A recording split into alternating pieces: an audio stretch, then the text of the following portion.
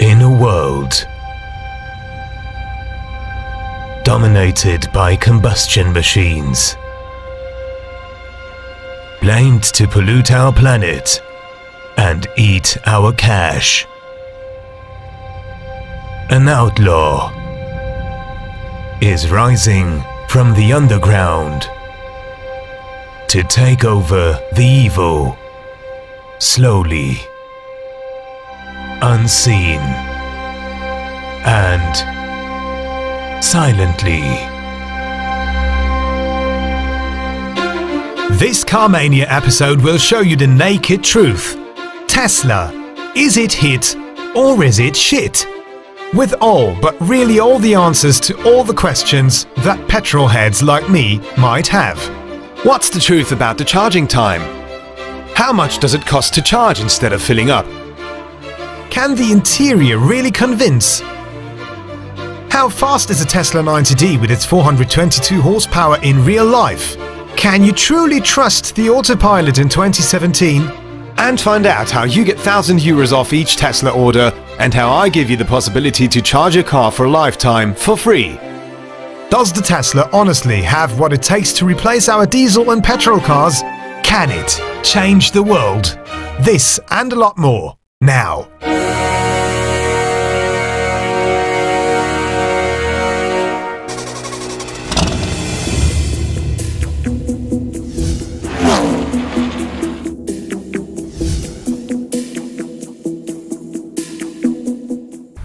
Hey guys, I'm Chris, and this is my world of cars.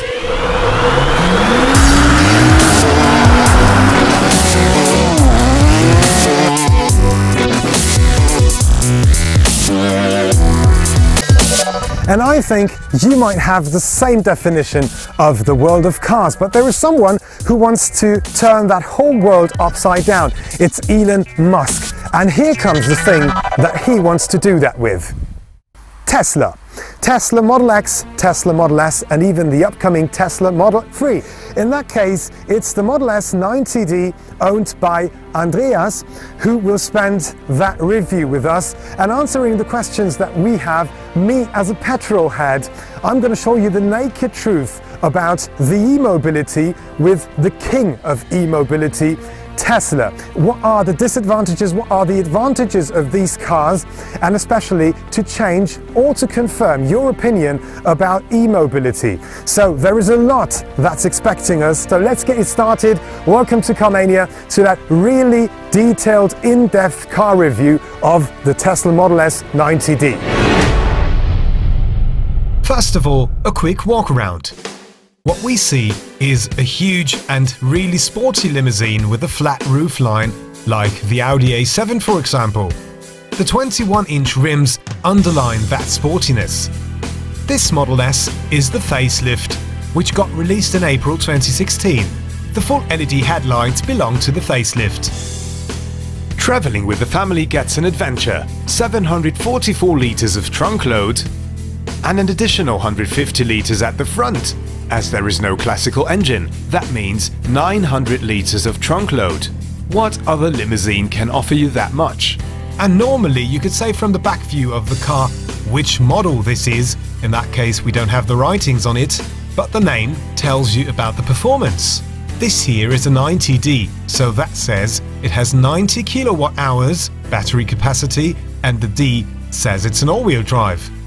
Here you can see one of these writings, an 85D. This is the previous version with an 85 kilowatt hour battery and even all-wheel drive. Available models are the 60, the 60D, the 75, the 75D, the 90D, the 100D and the P100D. Every model bigger than the 75D has all-wheel drive and is exceptionlessly available with all-wheel drive. The smaller ones you can also get with the rear-wheel drive.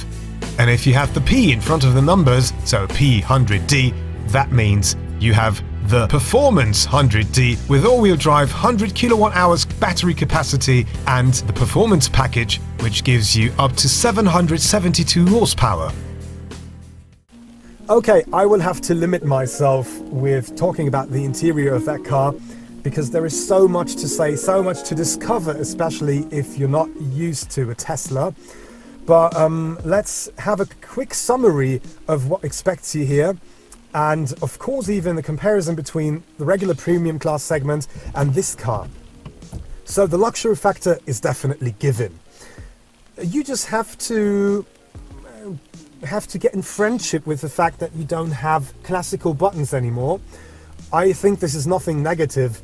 It's just something that you have got to get used to.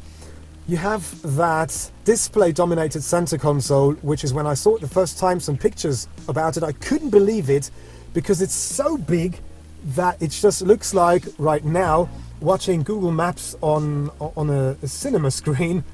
I've never seen something like that before, and you don't have any other car where you can get a display with that size.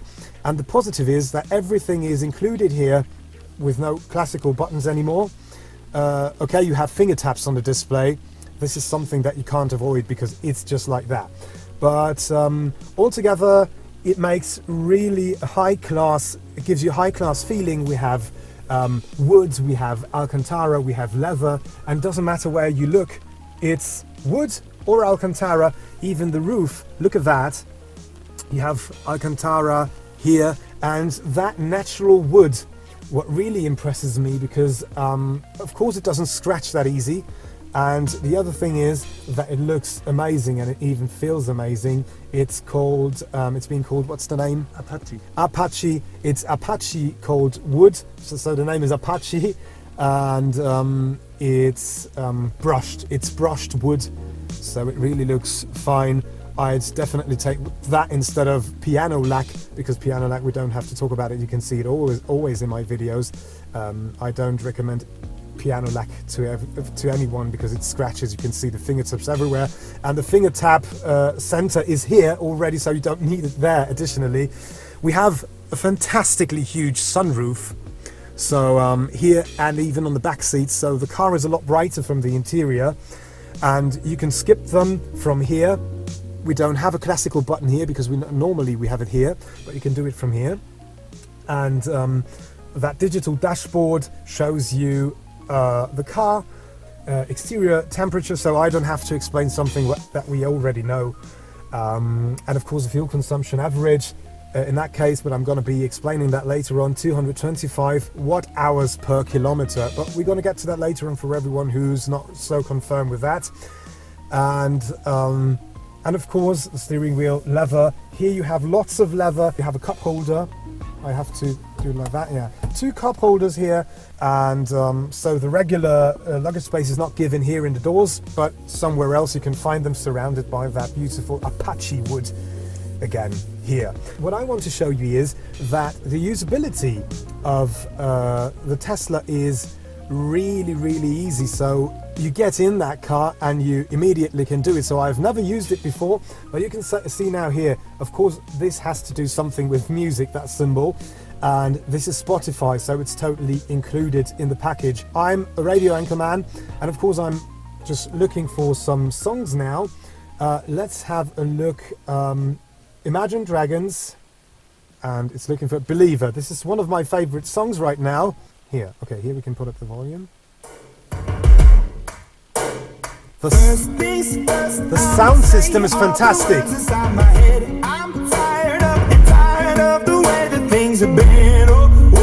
Wow. It has a really rich sound. The bass is perfect, and it's really clear.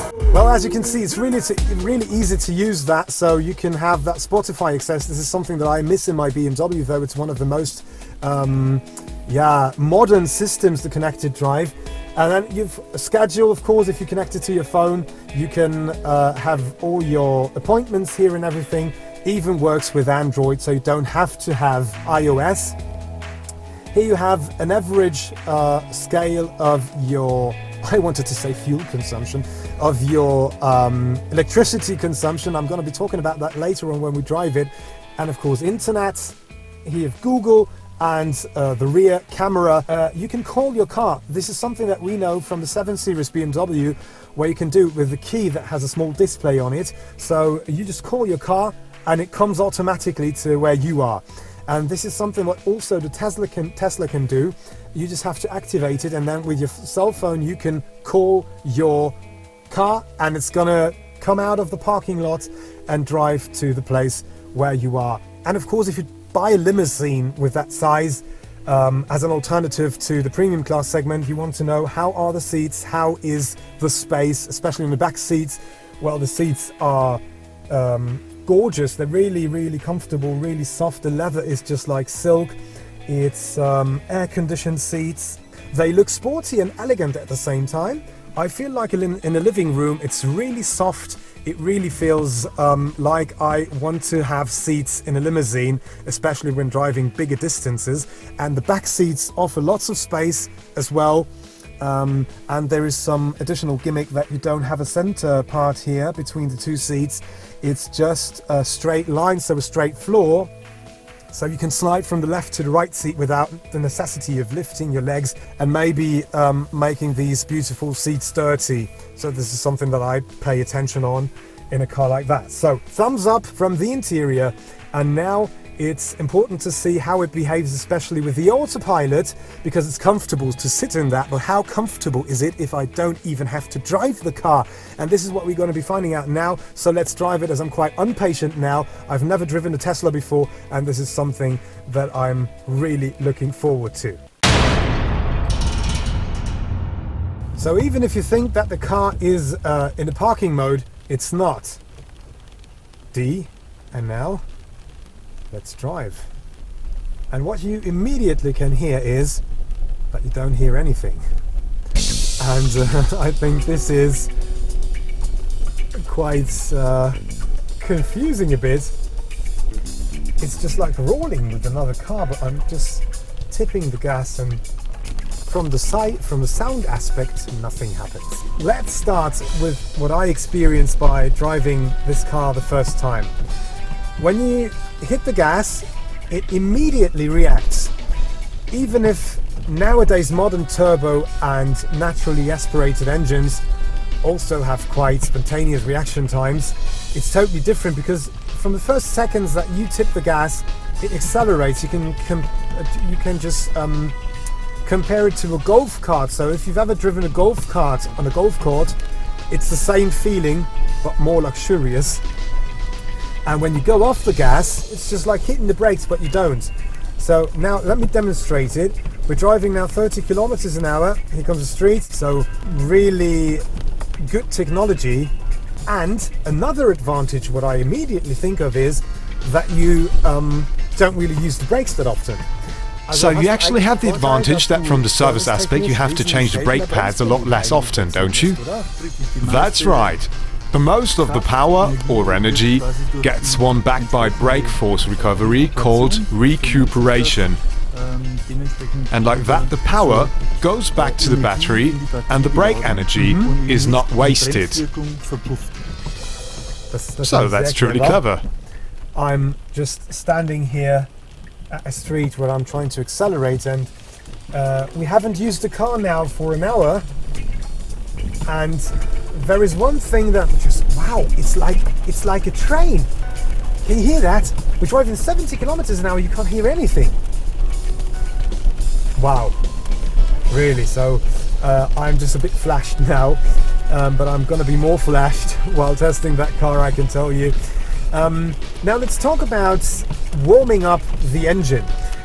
Every one of you who drives a petrol or diesel car has, ever since they exist, the problem, if we call it a problem, that when you drive out your garage in the morning, you have to let the engine oil warm up itself just a bit for about 10 minutes or 10 kilometers.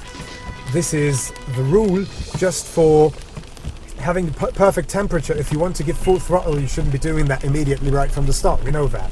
But now I'm driving that car, and the question is, what kind of a difference does it make that you don't have engine oil? You have batteries, but do you have to warm them up? Or is there an advantage now compared again to the petrol or even diesel cars? Okay, Andreas, how can we imagine that? You're leaving in the morning, or now we do it with the cold batteries and give full throttle, like I'd never do it with my petrol diesel car. Is that okay for this car? No problem at all. Get in the car, give throttle, feel good and have fun. The only thing to bear in mind is that when the battery is still cold or too cold like in wintertime, the brake recovery doesn't work then. You mean the automatic brake? Yes. Doesn't brake when you go off the gas. Yeah, it doesn't slow down as intensively like as when it's warm. That's normal. Even the battery has to have its operating temperature, and then it works again.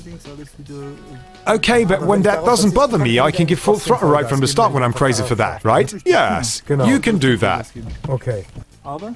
But the car learns your driving behavior and adapts itself to that. Example, you leave every morning at 8 o'clock. It saves your profile and you can drive with a clear conscience because the car warms up the batteries until then automatically. Okay, actually like a preheater in a normal car, but even better, as the preheater doesn't heat up the engine oil like if you were driving it.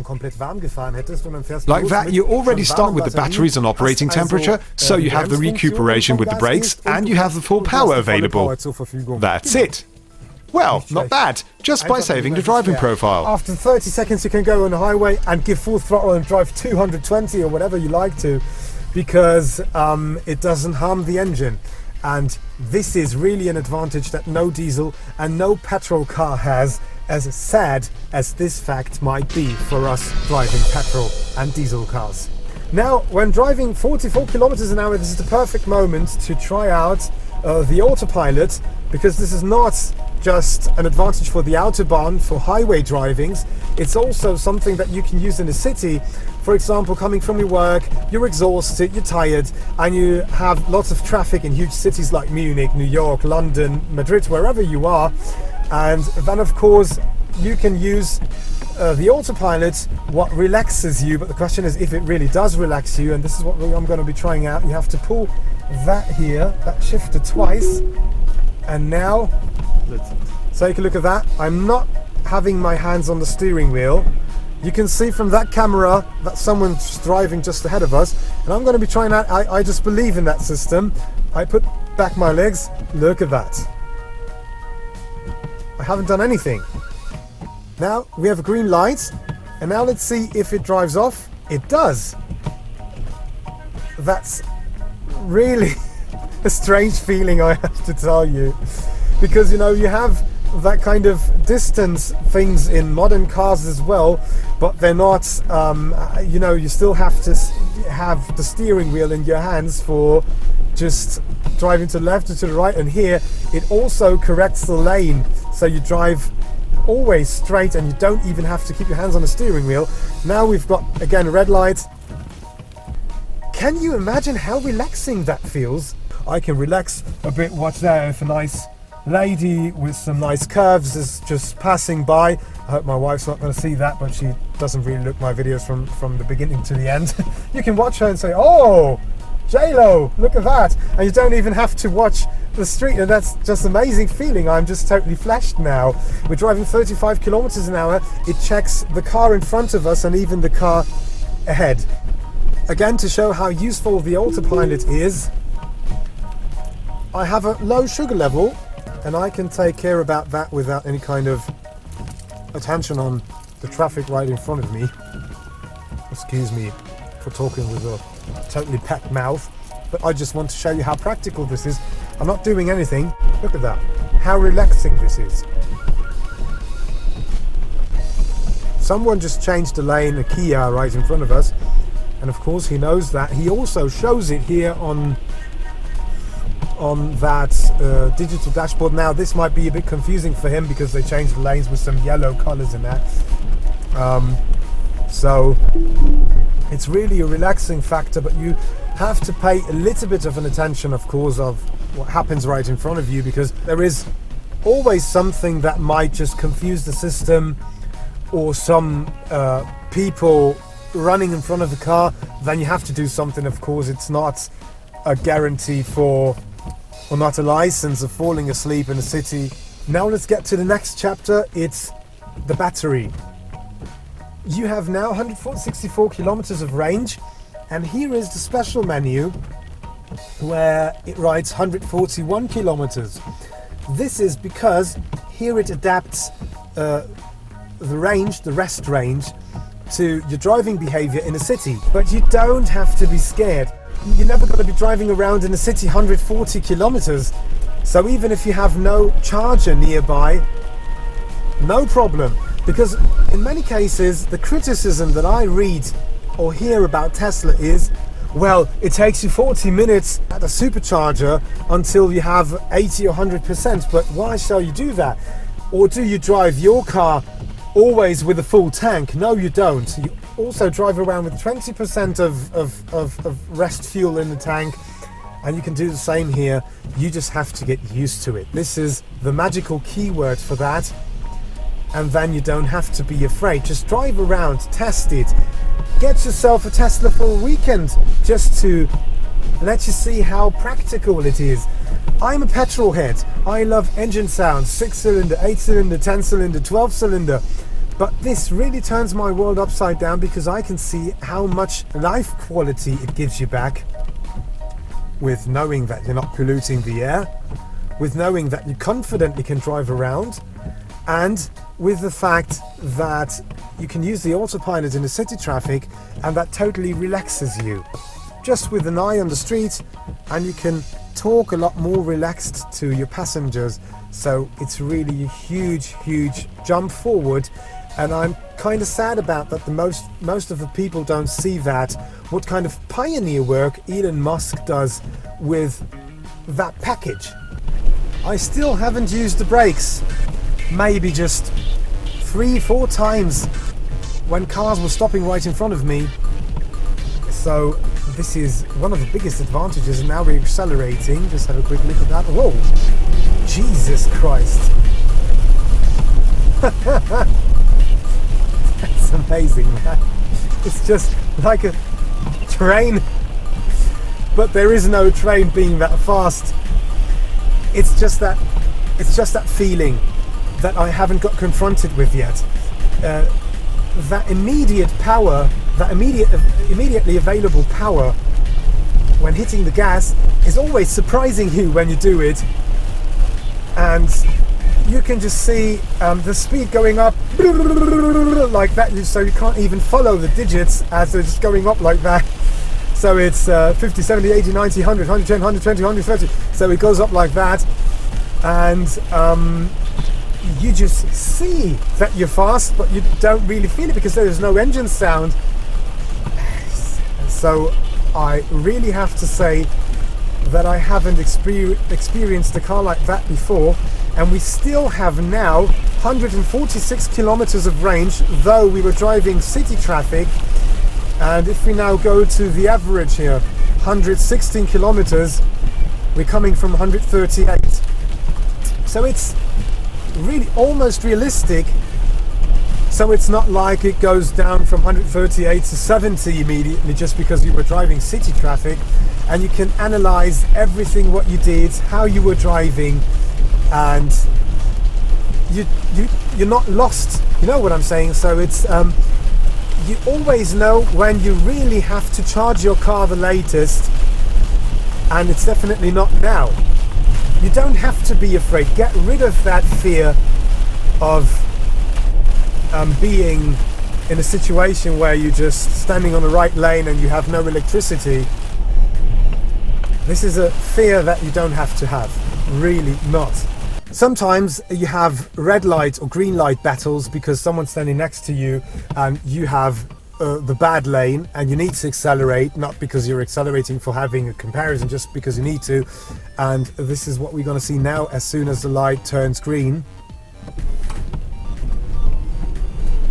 So there is not so many people who could win that game. Now, disadvantages in the traffic, in the city traffic. Now, let me know, what do you recognize as But wait, for how many years you've been driving Tesla now?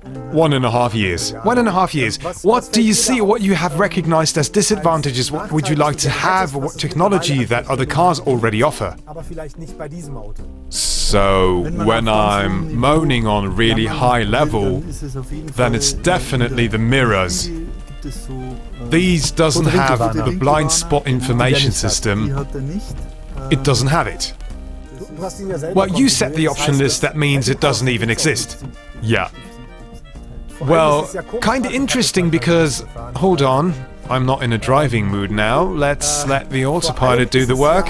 So it's kinda interesting as we have so many cameras and ultrasonic sensors on board that it normally would be possible to have it. Because we have 8 cameras, 12 ultrasonic sensors, so they really could have offered it. Yes, but not every camera has been activated yet. But that's what's so nice about these cars, as if you don't have an option in another car, you won't get it anyway. But here you only have to wait until the newest software update arrives, so you don't have to miss the options forever.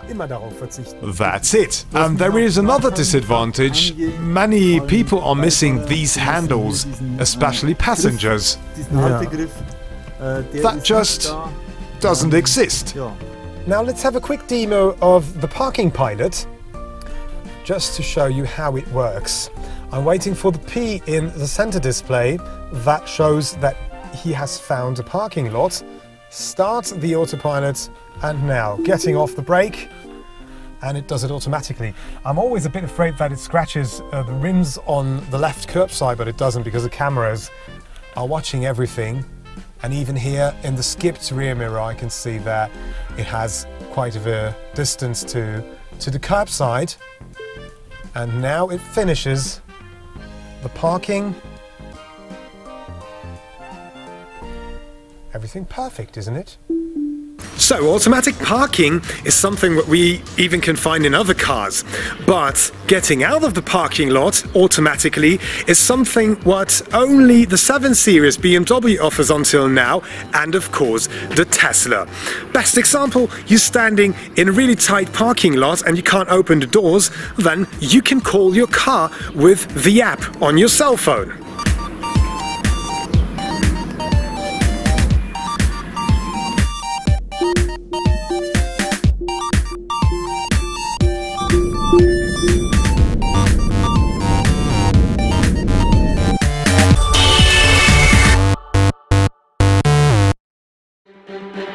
Next video, see part 2 of the big Tesla hit or shit test when the final curtain falls. How is the autopilot on the Autobahn? Can you see that? We were just a bit confused now because we don't trust it. How does a Tesla like that accelerate from 0 to 100 and 0 to 200? How much time does it take to charge a Tesla? How much does it cost? And get €1,000 of discount on your Tesla order and using superchargers for free for a lifetime. This and more you will see in part 2. See you next time.